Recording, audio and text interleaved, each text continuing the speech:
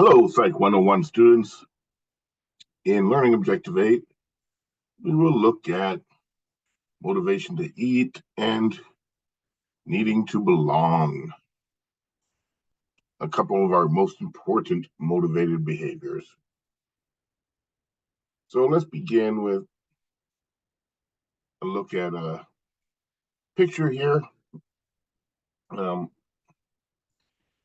and it's just kind of summarizing a few different biological factors. In fact, three main biological factors that combine to influence our motivation to eat. The first main biological factor is the levels of glucose in your bloodstream. The second is um, various hormones such as insulin, ghrelin, and leptin. And the third main biological factor involves signals from your brain, especially your hypothalamus, the master regulator. We're going to look at each of these three main biological factors over the next few slides. But this diagram's a nice little summary, and it is in your book. So we're going to start with stomach. First biological factor, we're going to look at the stomach and your blood chemistry. And we used to believe that the stomach would send signals to the brain telling you when to eat or not to eat. This was the viewpoint for many, many years. But people who have had their stomach surgically removed, due to some form of illness or other, they continue to report feeling hungry, even though they no longer have a stomach. And so this is one of the things that led us to realize that, wait a second, it's not as simple as stomachs signaling your brain, because people get hungry even without a stomach. It turns out that signals from the stomach only have a very weak influence on our motivation to eat. And this led to exploration of blood chemistry. There must be receptors in the bloodstream that monitor levels of vital nutrients. And one theory proposes that the bloodstream is monitored for its glucose levels, and this affects your motivation to eat. Remember, glucose is basically your blood sugar level. Glucose is low if you haven't eaten for a while, and this provides a hunger signal, that gets sent to your brain, according to this theory.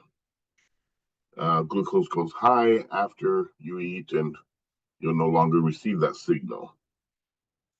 So this first idea is about, there are, once again, there's a minor influence of signals from the stomach, but glucose in the bloodstream seems to be one of the things that signals us when to eat. Moving on to the second major biological factor, we have hormones, and we'll look at three of them here. And we're going to start with insulin, this is certainly related to the glucose level theory. And it says that that hormone is secreted by the pancreas, and it controls glucose levels in the blood, and it discourages further eating. So when your glucose levels are low in the bloodstream, you get a signal to eat, and then when you've been eating, you get a release of insulin, and this discourages further eating. So there's it looks like these two things go hand in hand. The glucose tells you when to eat, the insulin tells you when not to eat. There's a couple of other hormones that seem to be that may be involved. Ghrelin is a hormone secreted by an empty stomach. It's associated with increasing eating behavior based on short-term signals in the bloodstream. So ghrelin is another trigger that tells us that we're hungry. It triggers feelings of hunger.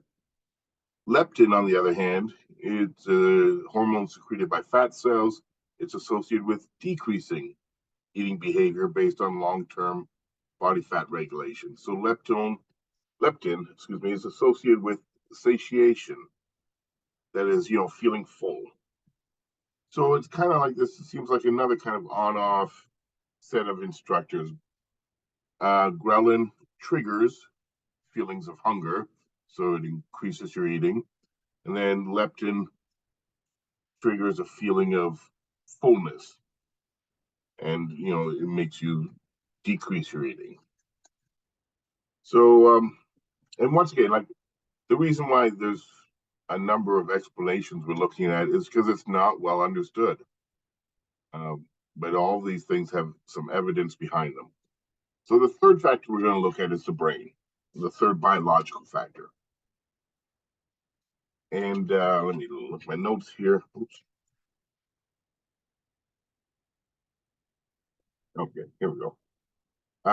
Okay, so the hypothalamus, remember the master regulator, is the brain structure that most influences eating. In rats, the ventromedial hypothalamus, which is part of the hypothalamus, and often it's just short formed as VMH. It doesn't say it on the screen, but VMH, ventromedial hypothalamus. It's the brain region associated with feeling full. So it is like the off switch for hunger. When damaged, rats are constantly hungry. I don't have a picture here, but I've seen a picture of a VMH damaged rat before, and it was humongous. Apparently, it just kept eating and eating, and it actually it could eat itself to death, because just by overeating. In contrast, there's also an opposite reaction. When the outer or lateral region of the hypothalamus, the LH, is damaged, rats eat far less than normal, leading to weight loss and eventual death, unless the rat is force fed. So we have one part of the hypothalamus, the VMH, that tells you to eat, and we have another part, apparently, that well, at least if it's damaged, it will basically, stop you from eating. Okay. Well, what about in humans? I've talked about rats here. They've done these rat studies.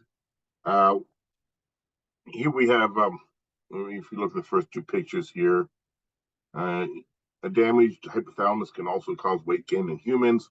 In 2012, Alexis Shapiro underwent brain surgery that accidentally damaged her hypothalamus.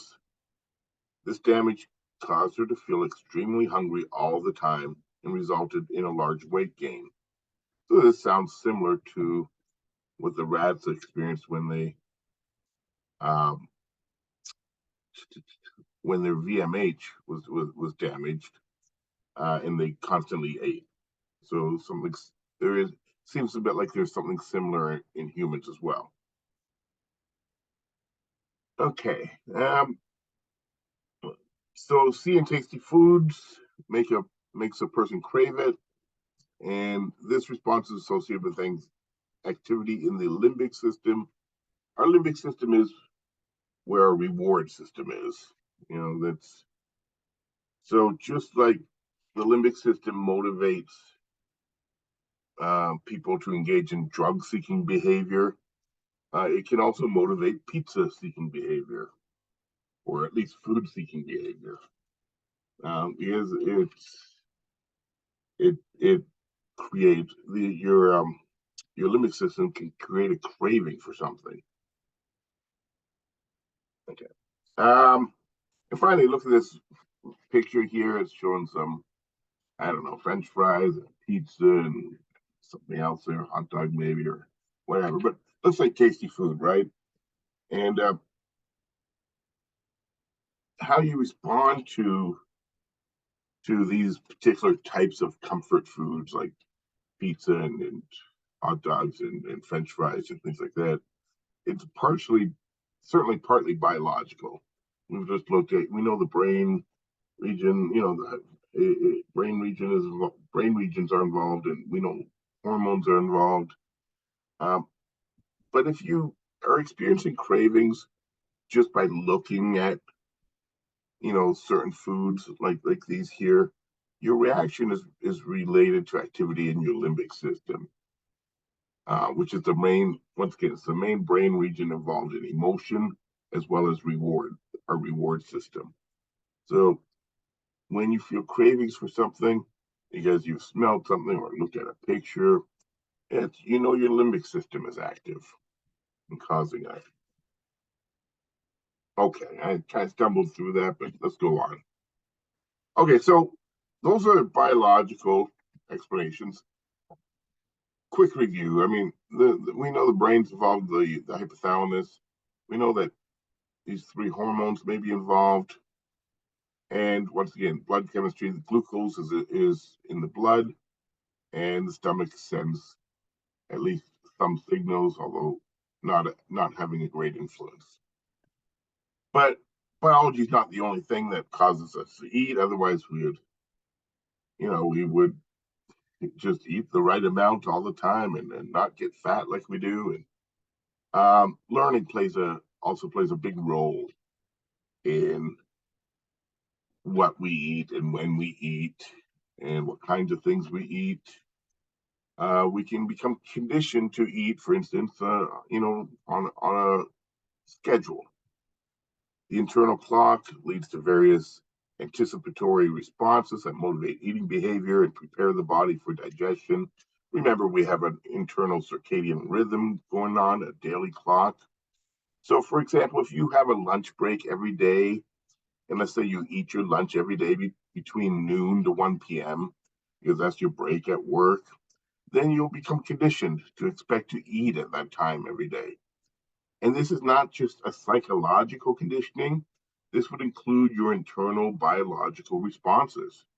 Your body would start to have responses expecting you to eat at that time. So that's one form of learning that that may determines at least when we may eat. And then we have familiarity and eating preferences. Um, Certainly, familiarity of food influences your food preferences. People's avoidance of unfamiliar foods, which may be dangerous or poisonous, makes evolutionary sense and is adaptive. It makes sense. Like if you think about when they say things like it makes evolutionary sense and is adaptive, you always got to think back to early man and foraging in forests and things like that, and so you know there were when you were searching for food sources and you were trying different berries or leaves or things that you find growing like um you had to be wary because like there would be of course if people would ingest poisonous things at times and get sick or possibly even die at times. And so it made sense, it made evolutionary sense that you would stick to things that you recognized.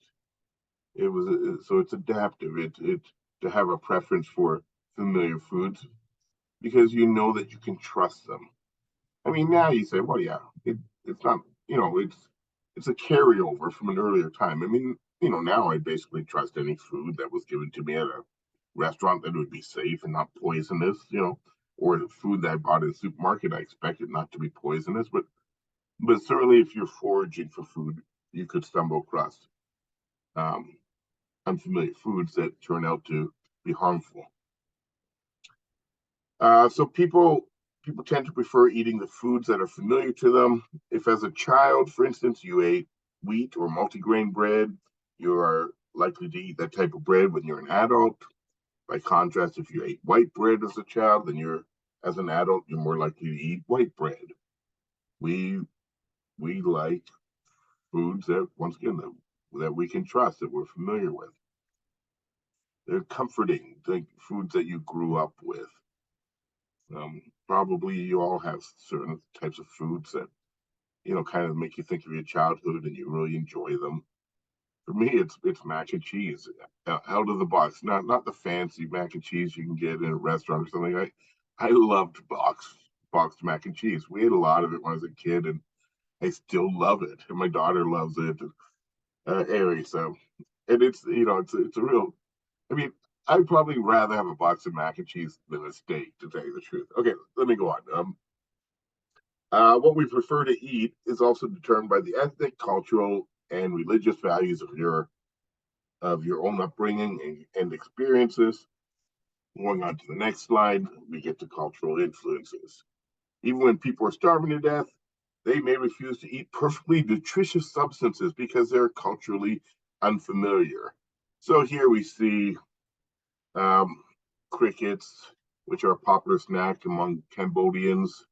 This vendor is offering what's considered to be a tasty treat, which is fried crickets. And, probably a lot of people in our culture would have trouble stomaching those. And, if it's something you've never been exposed to before as a food source, I would have trouble eating them. Although I would if I was starving. Okay, flavor is another thing that is, can influence what we eat, and another way that learning influences our eating. Humans have an inborn preference for sweetness. We're born that way, and this preference can be satisfied by fruits. But once you get used to high sugar foods in childhood, like the high sugar cereals and desserts, then fruit doesn't seem sweet enough anymore. So if if a child was to be raised just eating fruits, they would be very happy. A fruit would be like a dessert to them. But when you get used to the cakes and cereals, then it's not enough anymore. A variety of flavors matters as well. Animals, including humans, will stop eating relatively quickly if they have just one type of food to eat. Studies show that when people are presented with a variety of foods, like in this picture here, they tend to eat more than when they're presented with only a few foods. So buffets can certainly cause overeating. Okay, and that does it for the eating motivation. So we looked at a few types of biological factors in eating. We looked at a few learning factors. This last topic is about needing to belong, and humans generally have a need to belong. This need motivates us to form friendships with others and to join social groups. So there's actually a need to belong theory that says that the need for interpersonal attachments is a fundamental motive that has evolved for adaptive purposes. And once again, adaptive purposes, because yeah, it makes sense to form groups, back in the days when there was a lot of hardships and there were warring tribes and things like that, then if you belonged to a group, you were more likely to survive. And so it kind of became part of our um, became one of our fundamental needs. As an example, studies have shown that social isolation increases risk of illness. So you're even like medically safer if you're in a group from getting ill. Okay, and finally, last slide here. Many individuals question whether they truly belong in a new social space, like when you go to a new job or you go to college for the first time or you go to a new college campus. Um, it's often sometimes hard to really believe that you belong there, and this is particularly likely for those from underrepresented groups.